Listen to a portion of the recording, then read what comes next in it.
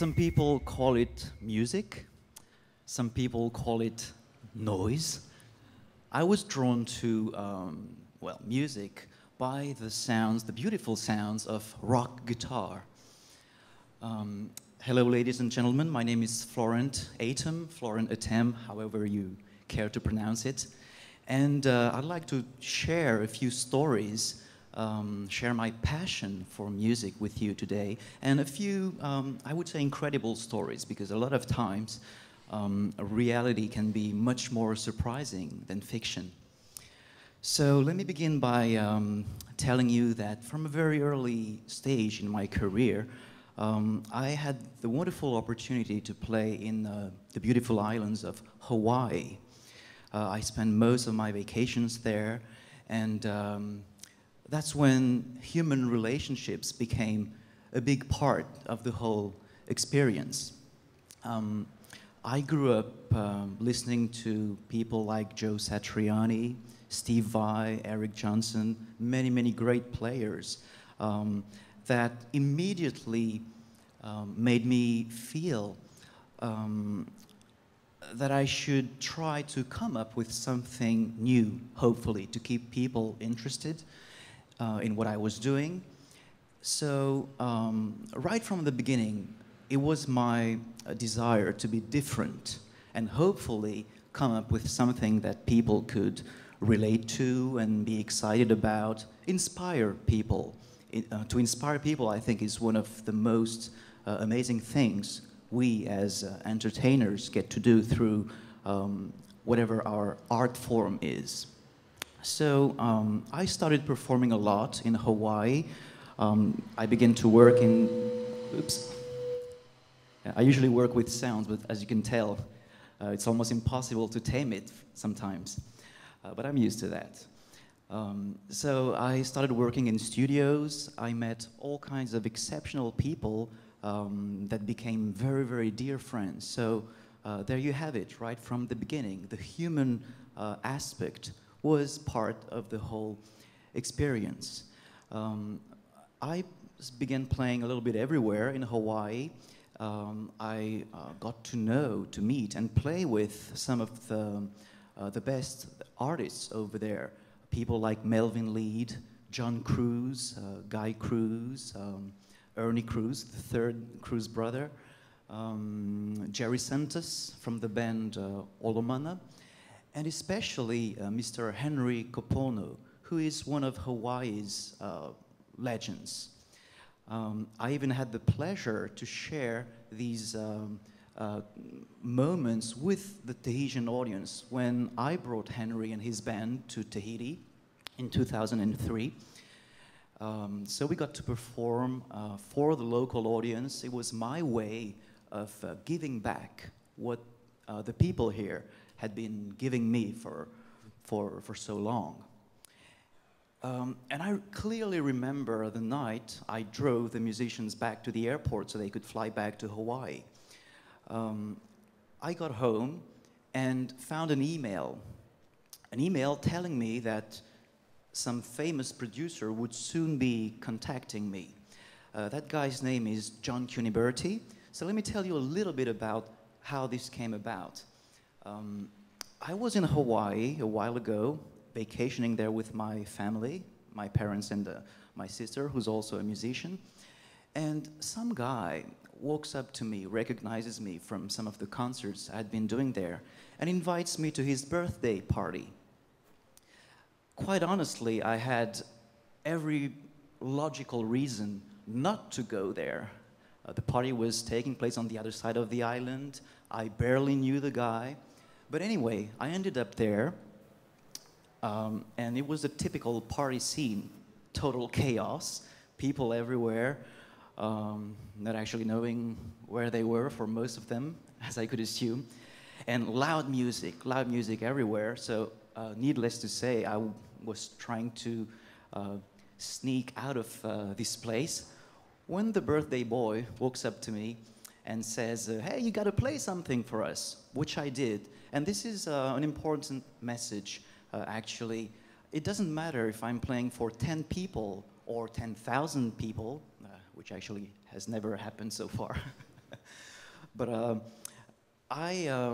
you never know who's listening. And that day, in that total chaos, a woman walks up to me and tells me that my style reminded her of a friend of hers she had known a long time ago in the 80s.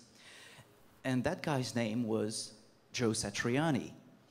And to cut a long story short, I ended up hooking up with his team. His producer expressed interest in working with me. So there I am now at the Plant Recording Studios, one of the biggest studios where I could name, the list goes on and on, Joe Cocker, Celine Dion, Eminem, or Carlos Santana. I mean, everyone has recorded there. And this all was made possible for me because I kept my mind open. I decided to go to that party one day, and the rest is history. Another story, which is quite similar, really enabled me to understand how important it is to keep your mind open.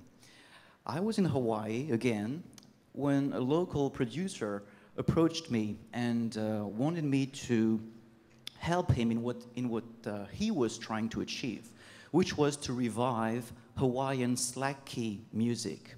So just imagine you're aspiring to become some kind of, well, rock guitarist, and someone asks you to play Hawaiian music. I had absolutely no clue how to tackle the style, because if you're not familiar with Hawaiian slack key, it's mostly played on acoustic guitars with open tunings. It's a totally different approach to the instrument, and I had absolutely no clue as to how this was achieved. However, I always like a good challenge. I decided to give it a shot, and this was back when the Grammy Awards had a Hawaiian music category. So a few years later, one of my slack key tunes, it's quite funny because, as I just told you, I didn't know how to play the style for real. So what I was doing, without even noticing it, is I was infusing my style in this genre. And, well, the rest again is history.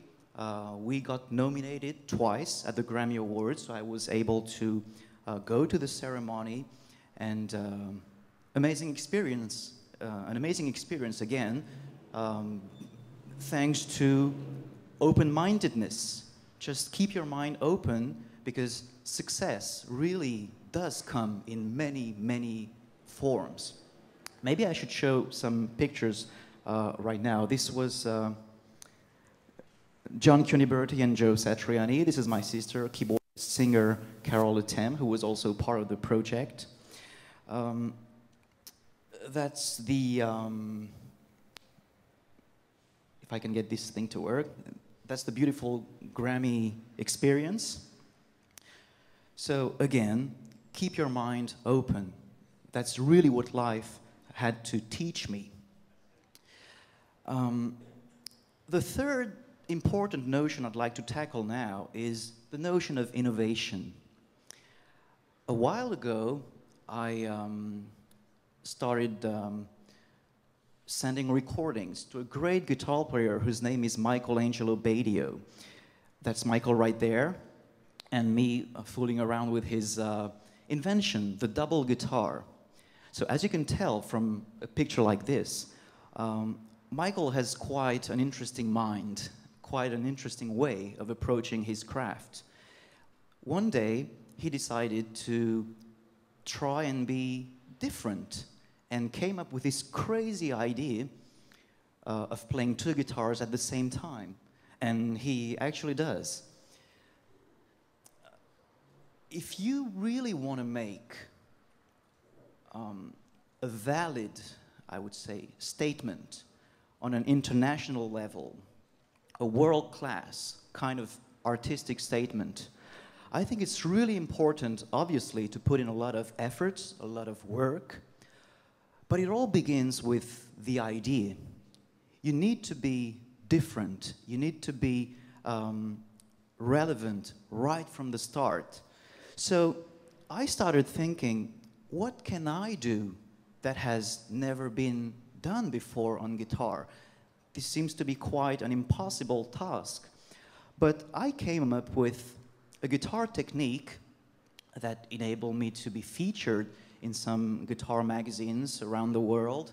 I already began to do a few clinics, concerts, to illustrate this concept in various guitar circles around the world. And actually, Michelangelo also just released a new record that I'm really, really proud, really happy to be a part of it, because Michael wanted to feature the technique. So coming from someone like that, it certainly is very important to me, because that's what I'm here to tell you. As an artist, you really should try to break down the existing boundaries. So maybe I should play you a short video to illustrate what slide picking is, the guitar technique I've been alluding to earlier. It's a technique consisting in sliding the guitar pick directly over the fretboard area. It's a very unusual way, maybe, of playing the instrument. It sounded quite weird when I first began thinking about this, but I'd like to show you with this video that it's really possible to, well, get some sounds out of the instrument. Here we go.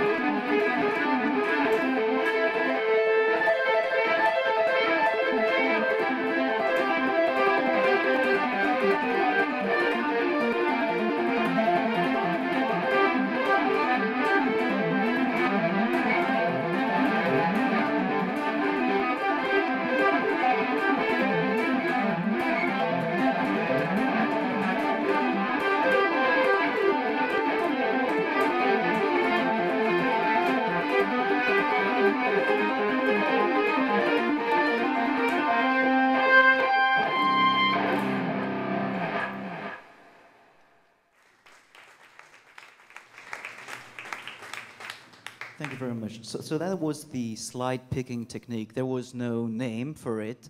You might have seen people, guitar players, playing with their fingers on the fretboard. There's another technique consisting in brushing the strings, but you still have to play something with your other hand. That's called sweep picking. The first technique was called tapping. Slide picking is actually kind of a mixture of both, because I'm tapping with the pick and dragging it from string to string.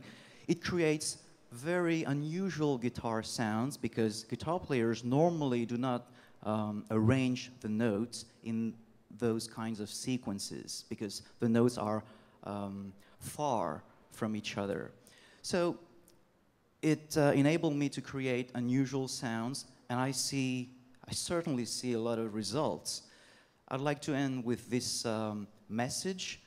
Music is certainly at the basis of human communication.